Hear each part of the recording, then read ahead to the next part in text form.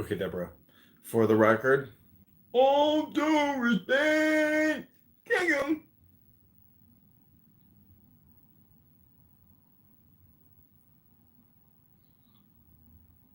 Oh, that's terrible. Because I said people could be brought together over that kind of humor, which is obviously the case. It's empirically the fact. I just show you. Bro, just say it's a tree of life. Why you gotta keep using huge numbers of people coming together of all races? Exactly. Let's say Sasha is here because of racist jokes. I actually like that. But wait a minute. So when we go back to the double standard, how is that hypocrisy? It would be hypocrisy if you it's not, because it would be hypocrisy if you deviated from your said double standard. But having a double standard and a separate set of rules for people that you objectively look at in your own separate way is not hypocrisy. That's human nature. I agree, Adams. I actually agree with you. What I'm pointing out is the hypocrisy. I got a You shrimp say bowl. for all, that this should be for Shrimp all, bowl? and you open up. Yeah, so a shrimp so the reality bowl. is that like I know. all is what's intention. It's clearly not for all people. You misunderstood what I meant all. I didn't mean every person. I meant every type of person. I'm talking about all groups. I'm No saying, problem. yeah.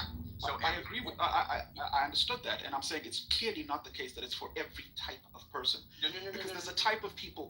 To be clear, I think you're trying. He's never gonna let you get it off, Phil. Every time you talk, he's gonna stop you. It's his tactic.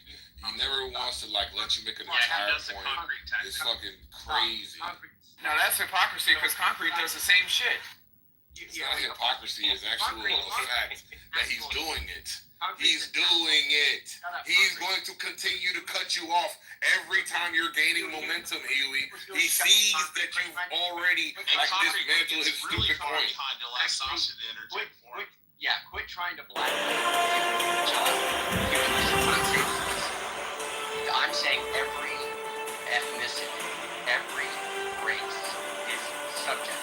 I'm not talking about individual people. I'm not saying that. But are you talking about Rabbi sexuality? Yochanan said in the name of Rabbi Yitzhak, most. Okay, sexual orientations. Yes. Okay, cool, no problem. And what I'm trying to point out is that when it comes to trans issues, all of a sudden the jokes aren't funny. So I'm not talking No, about. but you're saying that. Are you saying that to me, or are you saying that to broad people? Okay. Hold Let me make sure. Wait. That's not what he said. He didn't say trans jokes weren't funny. He said he hadn't heard a funny trans joke. Correct. Yeah, we know that. I didn't say. Okay, I didn't say he said that trans jokes aren't funny. But I am pointing out that your behavior historically, when it comes to trans like issues or trans jokes, hasn't been to treat the spirit of the jokes told But as they're if not they're funny. coming from a place. Okay. Okay, no, wait. I think humor is Let objective. him finish. Okay, Shut up. Shut up, Andrew. Shut up, Andrew. I can do it too, Andrew. Andrew, did you find it hypocritical that you claimed not to be racist, but you told Lion Zion that you wanted to bring back slavery? Oh yeah. I'm gonna just move you down. Oh, but that's a Yeah. question, Nathan. Move him down. Just move him down. Thank you. listen. Back Okay, that. wait, hold on. Let me explain something. Let me explain something. Wait, let me explain something where my misunderstanding might be.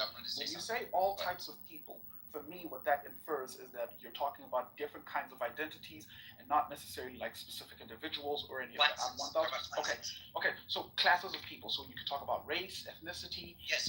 including gender, and gender would be one of the types of classes. Sexual identity would be okay.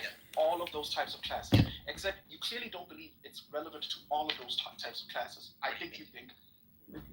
Yeah, from my observation, it doesn't seem like you behave as if all of those types of classes are subject to humor. Because here's the problem. Let me explain it to you. People usually come at Piper and come at Sasha. Remember when I told you he wasn't gonna let you get a fucking thought out completely? Shut up. Remember when I told you that? Shut up, He's doing it. And you know what's so crazy? He has no shame. He has no shame, and that's the saddest part about it. I think now is a The great time. internet power has gone to his head. Now is a great time to mention that Concrete makes gorilla sounds at me, and he's a black. All the time. He's a racist himself. But So here's- throw him a Yeah, banana she's so he black. can stop interrupting. Yeah, but you do it towards white Yeah, people. tell Andrew to stop interrupting, weirdo. Right here. Booty clapping weirdo. Let me finish what I'm saying to you because I think you're tracking here. So look, it is the case that people in the past have come at Sasha and Piper. But you need to understand. First of all, let's just be real. We don't know a lot of trans people in these communities. Okay, we're talking about Sasha, Piper, and I don't know who else, right? Okay, that's basically what we're talking about. Now here's Protect the the trans. Shut Fuck up, the you- niggers. shut up. Protect the trans. Fuck the niggers. thing. That's what you're saying. Thank you. We got it. Thank you. Shut up, you numbskull. Okay, Now there are people that are upper tier in their intelligence. They're kind of in the top tier. Wow. Piper and someone are both in that group. Okay, they're both upper tier. Now here's the point: when people come in and that turns into a thing where there's like a retaliation of some sort, usually I'm just gonna tell you, the person that's giving the joke is the idiot, usually, and it's not funny. It's not well delivered. It's done in haste, and it doesn't. There's no clever punchline. There's no like, hey, the good timing. It's just dumb. They're just trying to, and I don't even perceive it as a joke. So maybe this is what you're talking about. The things that they're saying, you're saying, well, you're not giving credence to it as being a joke. Look, I think, and this might be a controversial statement, but I think there's some objectivity to humor. Okay, so if somebody comes in and says something that I think is just completely off the charts, Huey, not please funny. tell me, are you buying this bullshit? Shut up, idiot! Are you convinced by this bullshit, Huey? Concrete, shut up, man! You're really trying hard today. Just shut up. The stuff that's being said in chat, usually it's in chat because they've been moved down by a mod. The stuff that's being said in chat doesn't have the punch at all of being funny. It doesn't come It across feels like as being B-Master all over again. Come on, Mixed with a little something else. Shut up, idiot. So my point here is, Huey, is it's just not even classified as humor. It's not even. I don't even put it in that class. Now, if I have heard trans jokes that have been funny. I think Dave Chappelle has made trans jokes that are funny. I think people have made jokes that are funny about sexual orientation. I've seen it across the board, all different classes. Okay, but just typically, I don't see that in the room that we're in. So that's why you won't see that. That's all. Okay, and so the problem now I'm having is that it feels like you've contradicted yourself in two parts. One, Bob came to your defense just now to clarify that you were saying that you haven't heard a funny trans joke, essentially.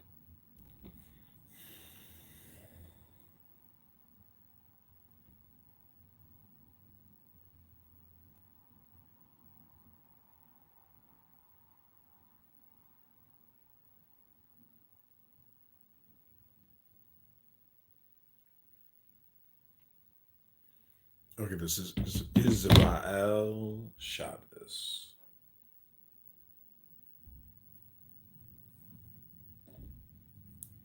He had not been master of the house, husband of Elohim.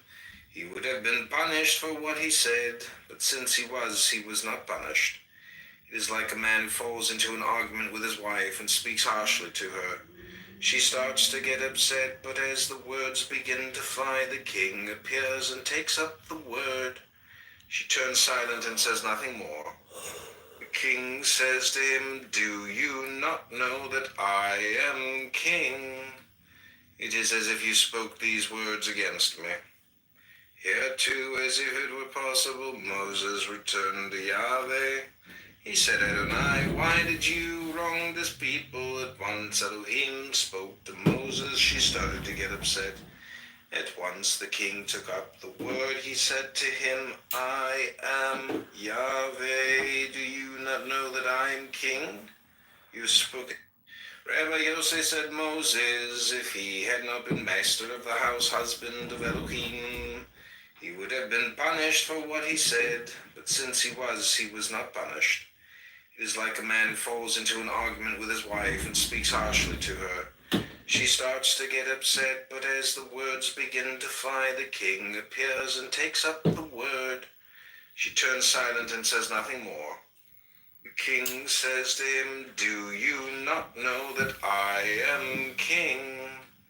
It is as if you spoke these words against me." Here too, as if it were possible, Moses returned to Yahweh.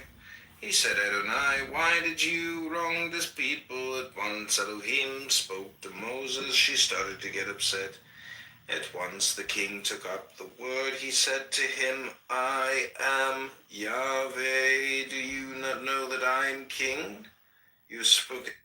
Rabbi Yosef said, "Moses, if he had not been master of the house, husband of Elohim, he would have been punished for what he said, but since he was not punished.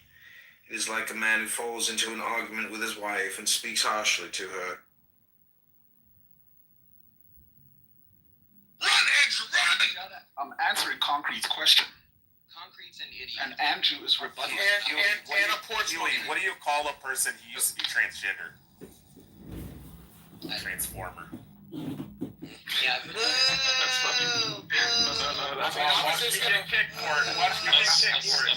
So listen. Transformer. Huey, Transformers. Here's the point. I'm saying that when I said when I say that, because we were talking about in the context of Concrete was saying that we're protecting the trans people, and people say stuff against the trans and blah blah blah blah blah. We're talking about in these rooms. Of course, I've heard trans jokes that are funny. I wasn't saying that I've never heard a trans. You guys were. Shut up, you idiot. Okay, no, Andrew, I understood. Look, I've been here for most of those conversations. Okay, replay will be on. Okay, hold on. One of the issues I'm having is this, right? You could make a choice at any given moment in any of these particular rooms to attack the individual, but instead you decide to perhaps extrapolate some broader sort of context for the individual when you tell a racialized joke. And if we're talking about racialized jokes or racist jokes, then we're no longer like having a conversation strictly in the realm or the domain or territory of the individual, right? Which is fine, we can do that. Like, you can tell jokes, funny jokes about races. You can tell funny racist jokes, but you can also But what's your point, though, Huey? I mean, My point shut up so he can make a fucking point. I need to get something off my chest. Said by every trans guy ever. Then grab a napkin. Yeah, just oh gosh. Then deflate your man boobs. Okay, listen, Andrew. My worry here is this: in order for us to have this dialogue, right, we both have to be able to engage in the dialectics here. And I feel like part of what you're doing by interrupting or interjecting arbitrarily is something called dialectic obfuscation, right? If I can't necessarily land the point, then you can only really contend with like half the issue. I'm trying to flush out the entire issue. Okay, I would say go ahead.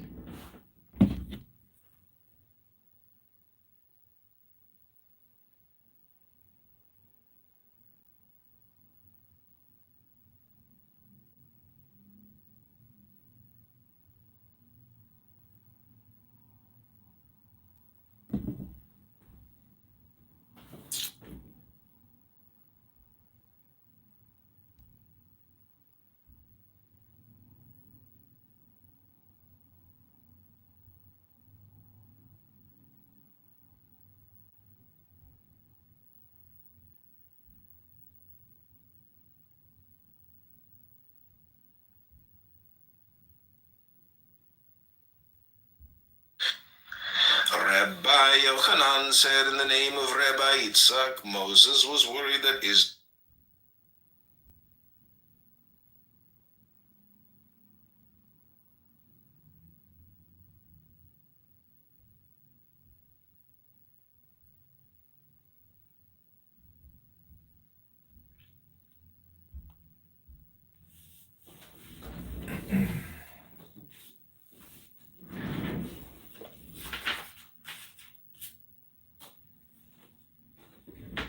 Pharaoh, Israel, and God, Yahweh, hardened the heart of Pharaoh, king of Egypt, and he pursued the children of Israel. As the children of Israel were departing boldly, the Egyptians pursued them and overtook them and camped by the sea. All the chariot horses of Pharaoh, his horsemen, and his warriors near Pi-Hahirot, before Baal-Zephon. Pharaoh drew near. The children of Israel lifted their eyes. There was Egypt advancing upon them. They were frightened. The children of Israel cried out to Yahweh.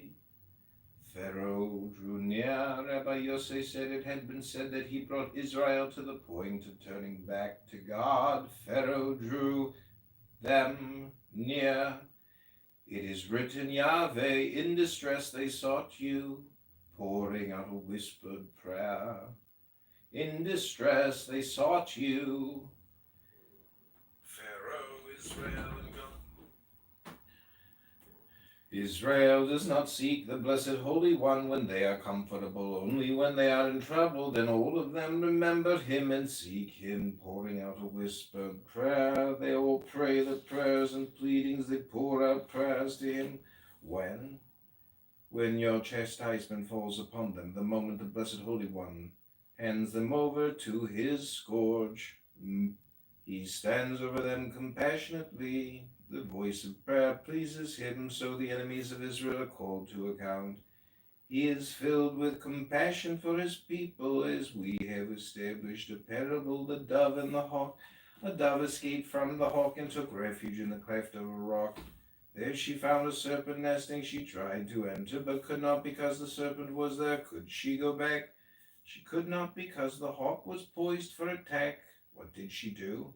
She began to cry and clap her wings so the owner of the dovecote would hear her and come to save her. So Israel drew near to the sea. Israel does not see the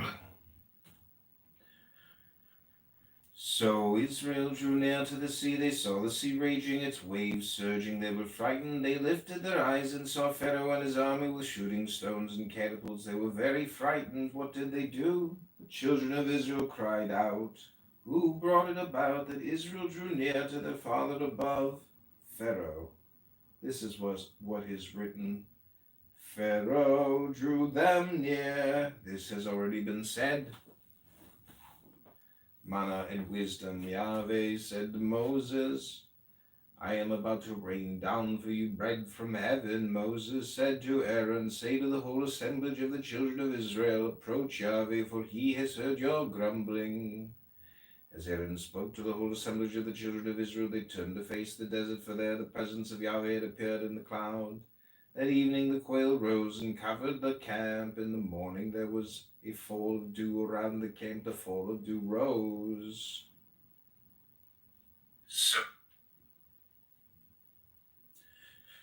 The fall of dew rose, and there on the face of the desert a fine coating as fine as frost from the ground. The children of Israel saw. They said to one another, what is it? For they did not know what it was. Moses said to them, it is the bread that Yahweh has given you to eat. Come and see, every single day dew trickles down from the holy ancient one to the impatient one. And the orchard of holy apple trees is blessed. Some of the dew flows to those below. Holy angels are nourished by it, each according to his diet. As it is written, a human ate angel bread. Israel ate of that food in the desert. Rabbi Shimon said some people are nourished by it even now. Who are they, the comrades who engage in Torah day and night? Do you think they are nourished by that very food? No, by something like that very food, two balancing one.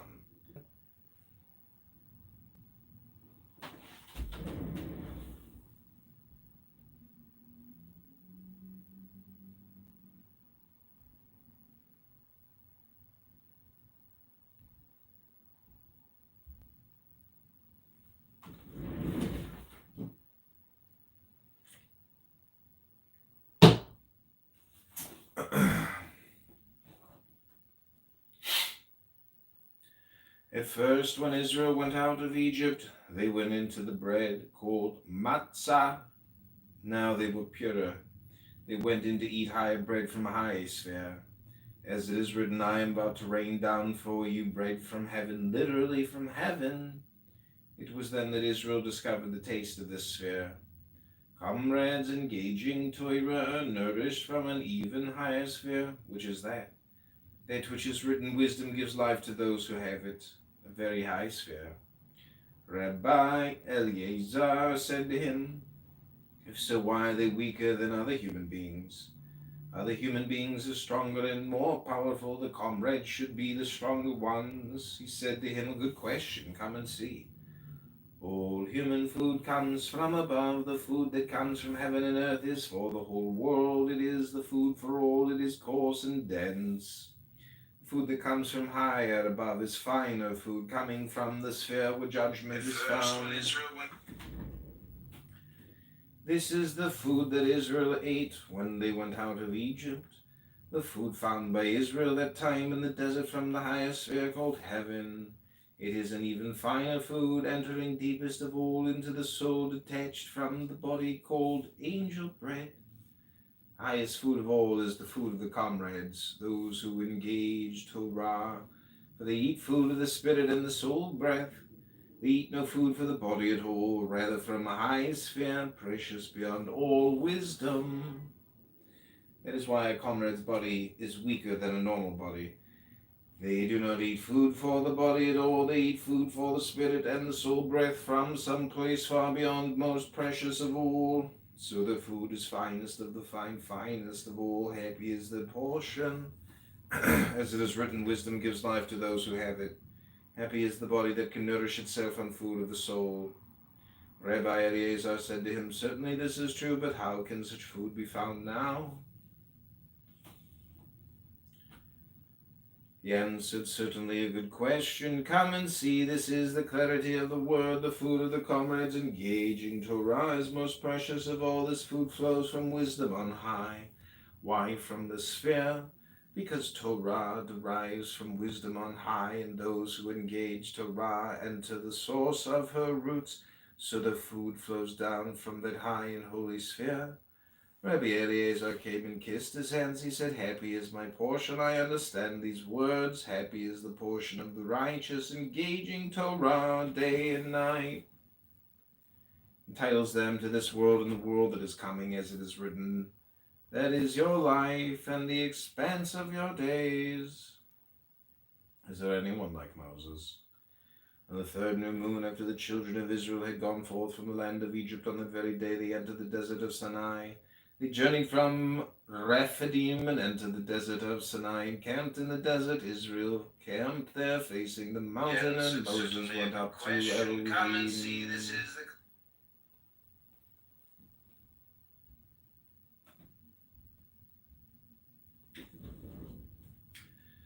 Happy is Moses, he attained the presence. Torah herself is his witness. Moses went up to Elohim. Rabbi Judah taught, "Come and see the difference between Moses and the rest of the world. For the rest of the world, going up means greater wealth, prestige, and power. But when Moses went up, what is written? Moses went up to Elohim. Happy is he." Rabbi Yosef said, "This is the origin of the saying of the comrades. One who comes to purify himself, they help him, for it is written, Moses went up to Elohim." What is written next? Yahweh called to him. One who desires to draw himself near, they draw him near. Yahweh called to him from the mountain, saying, "Thus shall you say to the house of Jacob." Rabbi Yitzhak opened, "Happy is the one you choose and bring near. He will dwell in your courts. Happy is the human being whom the Blessed Holy One is drawn to. Happy is the human being whom the Blessed Holy One is drawn to, whom he draws near to dwell in the palace. Whomever he desires for his work is marked with markings of the beyond, to show that he has been chosen by the high and holy King to dwell in his dwelling. Whoever displays that sign passes through all gates of the beyond. No one can stop him. Rabbi Judah said, "Happy is Moses, this verse was written for him. Happy is the one you choose and bring near. Of him it is written, Moses drew near to the thick darkness. Moses alone shall draw near Yahweh, they shall not draw near." All of Israel saw the letters Anoki, a secret of secrets for those who know wisdom. The moment these letters came forth, secretly circling as one, a spark flashed out to engrave. A flowing measure extended 10 cubits on the side and shut out comets. A flowing measure extended 10 cubits on this side and outshot comets inside comets. 71 sparks burst into flashes up high and down below, then quieted down and rose up high beyond. The flow measured out 10 cubits on the other side, and comets shut out in colors like before, and so on every side. The spark expanded, whirling round and round. Sparks burst into flashes and rose high above. The heavens blazed with all their powers. Everything flashed and sparkled as one. Then the spark turned from the side of the south and outlined a curve from there to the east, and from the east to the north, until it had circled back to the south as before. Then the spark swirled, disappearing. Comets and flashes dimmed. Now they came forth, these carved flaming letters, flashing like gold when it dazzles, like a craftsman smelting silver and gold when he takes... A flowing measure extended Like a craftsman smelting silver and gold when he takes them out of the blazing fire. All was bright and pure, so the letters came forth, pure and bright, from the flowing measure of the spark. Therefore it is written, The word of Yahweh is refined, as silver and gold are refined. When these letters came forth, they were all refined, carved precisely, sparkling, flashing. All of Israel saw the letters flying through space in every direction, engraving themselves on the tablets of stone. The old man and the beautiful maiden. Rabbi Hiya and Rabbi Yossi met one night at the Tower of Tyre. They stayed there as guests, delighting in each other. Rabbi Yossi said, I am so glad to see the face of Shekhinah. For just now, the whole way here, I was pestered by an old man, a donkey driver, who kept asking me riddles the whole way. What is a serpent that flies in the air and wanders alone while an ant lies peacefully between its teeth? Beginning in union, it ends in separation. Like a craftsman smelting silver and gold when he... What is an eagle that nests in a tree that never was? Its young who have been plundered, who are not created. Creatures lie somewhere uncreated. When they go up, they come down. Coming down, they go up. Two who are one, and one who is three.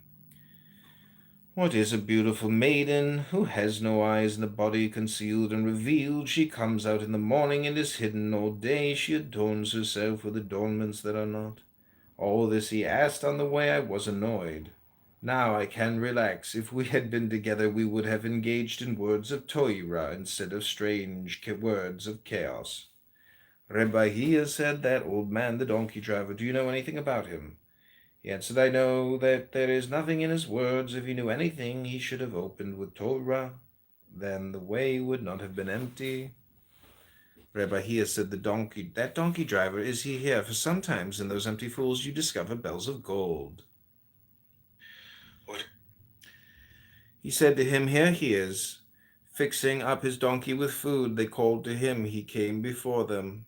He said to them, now 2 or 3 and 3 are like one. Rabbi Yosei said, didn't I tell you that all his words are empty nonsense? He sat before them and said, rabbis, I turned into a donkey driver only a short time ago. Before I wasn't one.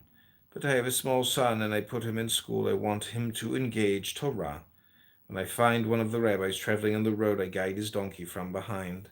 Today I thought that I would hear new words of Torah, but I haven't heard anything.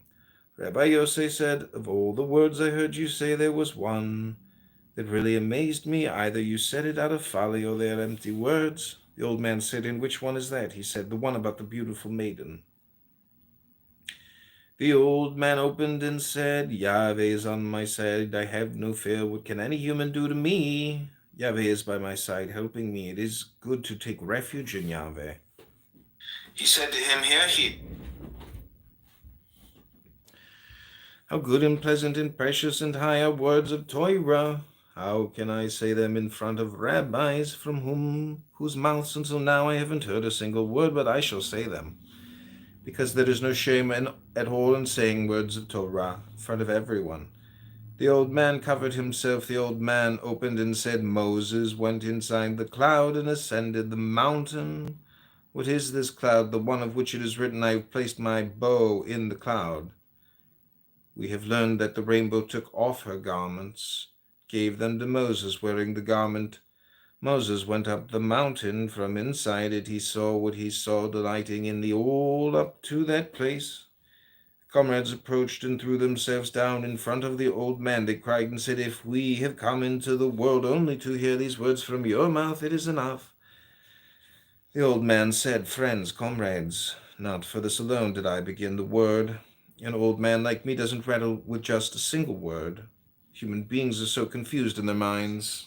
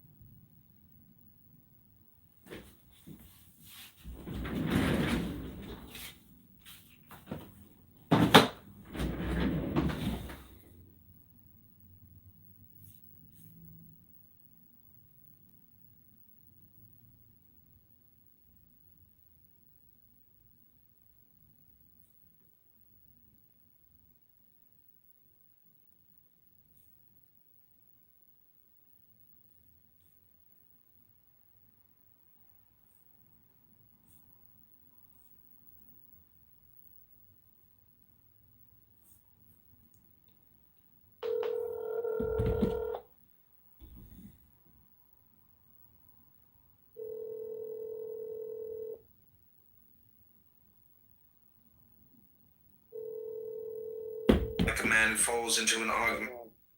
Hey. Hey, I'm leaving the gym now. I'll text my ETA in a few minutes. Okay, good Shabbos. Talk to you soon. All right, good Shabbos. Bye.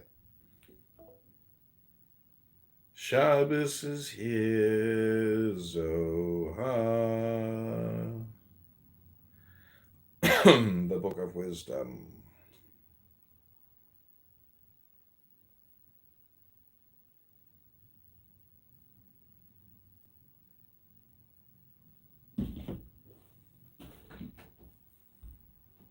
Pleasant and precious and high words of Torah. How can I say them in front of rabbis from whose mouths until now I haven't heard a single word, but I shall say them. Because there is no shame at all in saying words of Torah for everyone. The old man covered himself, the old man opened and said, Moses went inside the cloud and ascended the mountain. What is this cloud? The one of which it is written, I have placed my bow in the cloud. We have learned that the rainbow took off her garments, gave them to Moses wearing the garment. Moses went up the mountain. From inside it he saw what he saw, delighting in the all up to that place. Comrades approached and threw themselves down in front of the old man. They cried and said, if we have come into the world only to hear these words from your mouth, it is enough. The old man said, friends, comrades, not for this alone did I begin the word. An old man like me doesn't prattle.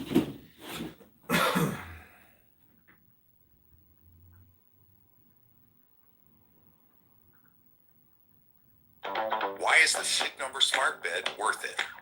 It's probably the most comfortable place to be. The adjustability on each side. Having the ability to adjust it to what my body needs on any given night. My husband tends to keep it a little harder and I keep it a little softer, and it really helps me get a good night's sleep. The bed is worth it. Visit sleepnumber.com to learn more.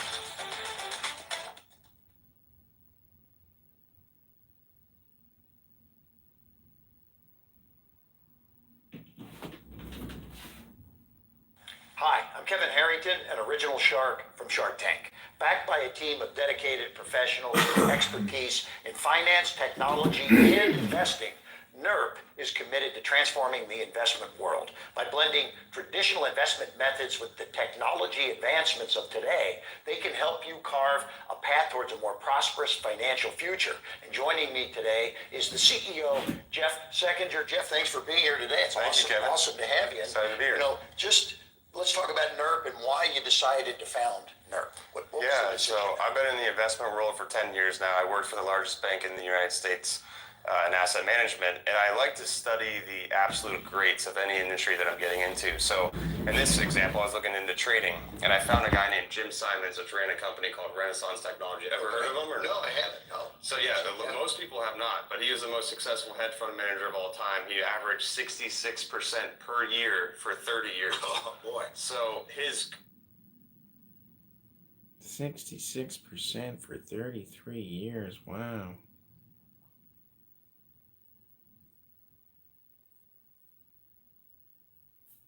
Heavy is the human being whom the blessed Holy One is drawn to, whom he draws near to dwell in the palace.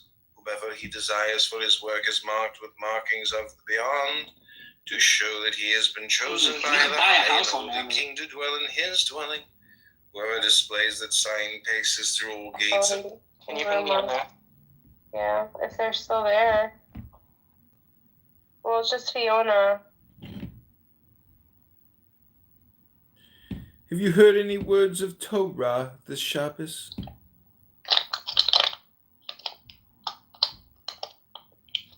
Banana. Yeah, I don't see the rim. Polyphemus, are you lifting any weights? Are you going to the gym at all? No. You are one lazy Torah scholar. You call yourself Jewish? I'm not Jewish, the fuck? Then what are you?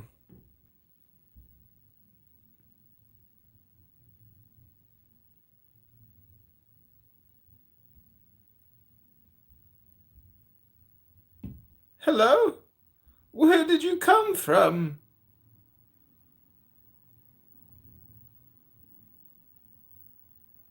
You're just here for the hairy ball sex, aren't you? Just pathetic and disgusting. Oh. Danny.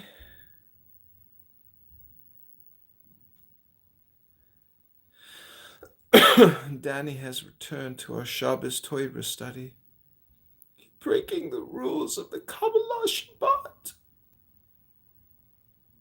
Pure balsam wood, Harry. Pure balsam wood.